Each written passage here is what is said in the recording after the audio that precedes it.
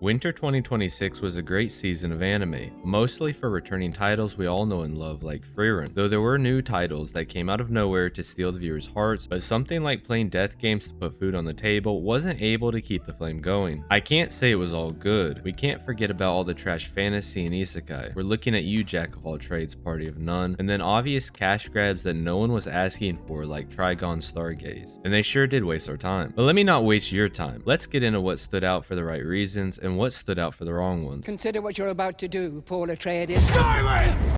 Roll Over and Die was easily the worst anime of winter, though I can't say I'm even surprised. It's my fault for falling for this trope once more. The main character gets kicked from the hero's party premise fails time and time again, and yet I'm somehow expecting a different result every time. You may even say watching so many of these is the definition of insanity. The anime does a terrible job building up emotional turmoil in the party that leads to Flum Apricot's betrayal. It just expects you to have bought in with zero effort. In general, Roll Over and Die shows it has a continuous issue of forcing extreme outcomes to things that don't really make sense. Like Flum becoming a slave seems like a horrible choice that could easily backfire on a hero. I don't necessarily have a problem with a hero doing something bad, but it has to be for a better reason than he's smug and arrogant. And then the whole slave mark thing. If our MC can regenerate, why doesn't she slice it off her face and heal? I couldn't stop thinking about how ridiculous it was that she didn't do it. Of course, it wouldn't be a kick from the hero's party anime without Flum now overpowered and beating monsters that are cringe and way past her experience level, without any sort of development of her character. It's probably for the best. No, it is for the best if I stop watching this type of fantasy, proven time and time again to be garbage, and I've gambled on too many of them expecting at least one to be good. Almost every single wrap up I've done, the worst anime of that season ends up being one of these types. There was a decent amount of fantasy that aired during winter 2026. Surprisingly, not a lot of isekai for the first time in a while. Now, when it comes to the best fantasy, are we thinking of the amazing trope of getting kicked from the hero's party and surprising everyone by being overpowered, like in the case of Jack of all trades? What about the demon lord that harasses the hero's healer? No wait, that's called There Was a Cute Girl in the Hero's Party, so I tried confessing to her. Maybe Rudius, if he had no personality, was blind and used water magic, as in the case of Kuno and the Sorcerer Can See. None of these were that good. They were too slimy.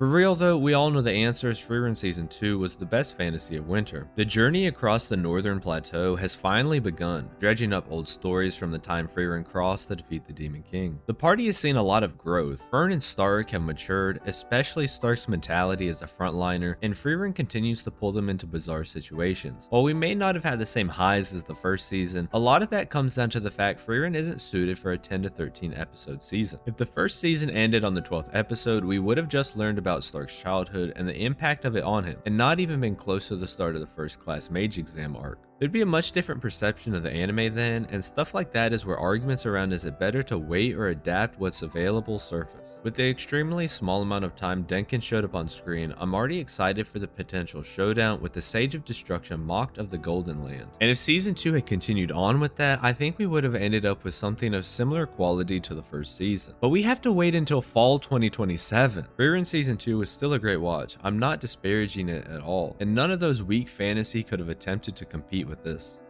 Cosmic Princess Kaguya looks incredible. The animation has both cinematic visuals and fun engaging fights, and yet it gave us a few memes too. But I'm here to say this was the most overrated anime of winter. There's no universe where sites like My Anime List and AniList are serious in ranking it as comparable to the likes of Lord of Mysteries or the first season of Mob Psycho. If animation and music were the only elements that made up anime, then it makes sense in Cosmic Princess Kaguya's case to rate it highly, but they're not. It consistently fails at getting the viewer emotionally invested in the story. Rohai reigniting her passion and making music from her connection to Kaguya is supposed to be where their connection comes from, but it never really lands. And what the anime wants their relationship to be is underdeveloped, especially when the show tries to prop it up later. Like somehow they set up the plot twist at the end better. That's supposed to be the twist, not their Yuri romance. Honestly, they're more interested in Kaguya doing cool things than having a meaningful story, and that's how we ended up in this situation. I went into winter thinking Cosmic Princess Kaguya would be a fun watch in the same vein as your boy Ming. Seeing as how it presents itself as inspired by the tale of the bamboo cutter. The actual folktale itself sees little use outside of a princess from the moon is discovered as a baby and returns to the moon. This anime is all fluff and little substance.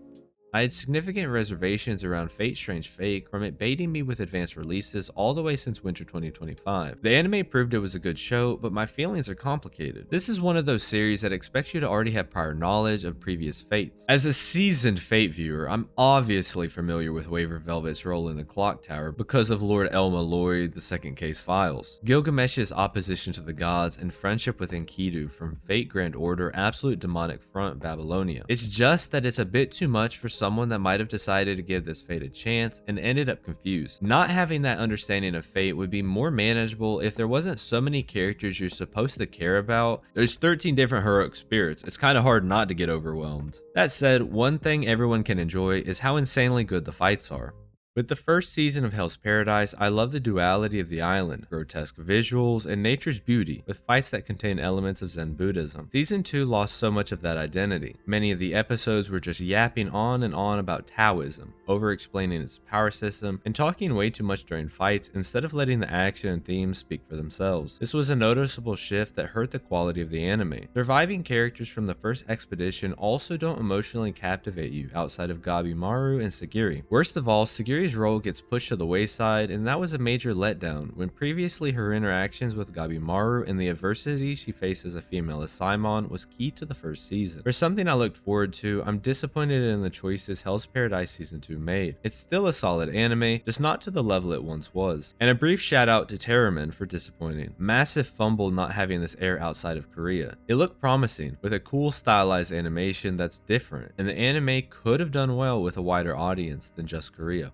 Sentenced to be a Hero made a statement with its first episode debut, subverting our preconceived notions of a hero as someone noble to that of a criminal instead. Those said heroes are powerful tools stripped of their freedoms and even the sweet release of death, consistently pitted against hordes of monsters threatening humanity. The more you watch, the more that compelling setup starts to fall apart. And yes, I was tricked too. The story feels directionless. Characters don't have clear goals, which makes it hard to stay invested in where things are going. And when you stop for a second to think, the inconsistencies start to build up. Death is meant to be a major deterrent, yet outside of Tatsuya, we don't really see the effects of heroes losing parts of themselves from each revival, since dying doesn't happen all that often to them. Even worse, characters who are supposed to fear death fight recklessly anyway, which completely undercuts that tension. If the higher-ups are wanting to punish the heroes with things like suicide missions, why would they leave a goddess in the penal unit's control? Doesn't really make sense. Lastly, we have these heroes that cause uprisings or are antagonistic towards authority, so even if continued defiance would result in death, wouldn't their convictions still be more important? The anime ends up feeling like it wants to be deeper than it actually is. Because of that, Sentenced to be a Hero is overhyped a bit too much for my taste.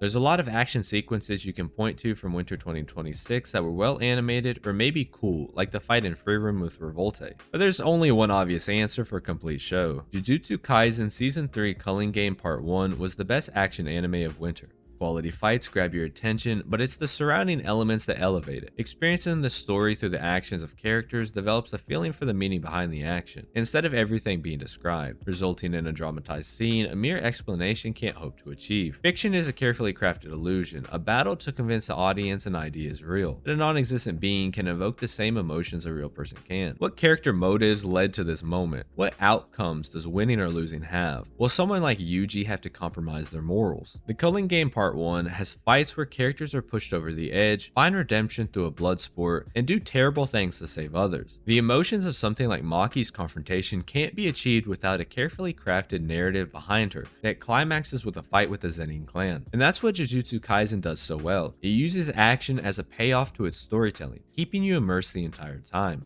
There was a lot of consideration when it went into what I thought was the best anime of winter. Did I value the character dynamics between Frieren, Stark, and Fern in Frieren Season 2? The visual storytelling and animation of Jujutsu Kaisen Season 3 Culling Game Part 1? Or maybe the story of revenge and realities of showbiz in Oshinoko Season 3? Actually, it was none of these. Journal with Witch was a premise that grabbed my attention going into the season, but delivered an experience I couldn't have fathomed would be this good. Loss is difficult to go through, not because it's a unique unique experience, but because the emotions from it is. How are others supposed to interact with you to protect your feelings or theirs? What's the right way to grieve? Did I grieve enough? Is it okay to just go back to life like normal? You find yourself asking these questions, and Journal with Witch understands there isn't a right answer to them. You see it expressed through Asa struggling to refine herself in the world, as well as reflecting on her complicated relationship with her parents. And then there's Makio, thrown into a parental role she's completely unequipped for. I don't often emotionally connect with shows, and I find myself getting choked up from the contents of the story here, so that influences my opinion quite a bit. Journal with Witch is the best anime of winter 2026 to me.